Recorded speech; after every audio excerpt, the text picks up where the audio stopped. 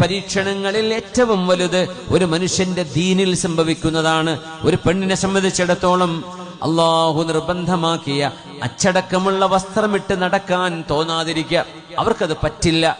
അത് പറയുന്നവരോട് ദേഷ്യം, ആരെങ്കിലും അങ്ങനെ സൂചിപ്പിച്ചാൽ അവരോട് വെറുപ്പ്.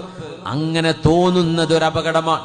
എന്നോട് നല്ലതല്ലേ പറയുന്നത്, എന്റെ ശരീരം എനിക്കെതിരാണ്, അള്ളാഹുവിന്റെ ദീനിനെതിരാണ്. എന്റെ ശരീരത്തിന് ഇഷ്ടമില്ലെങ്കിലും അള്ളാഹുവിന്റെ ഇഷ്ടമാണല്ലോ ഞാൻ നടത്തേണ്ടത് എന്ന് ചിന്തിക്കേണ്ടവരാണ് നമ്മൾ.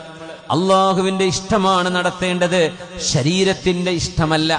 ശരീരം ഇഷ്ടപ്പെടുന്നത് അള്ളാഹുവിന് വിരുദ്ധമായിട്ടുള്ളതാകാം. അങ്ങനെയാണ് സംഭവിക്കുക.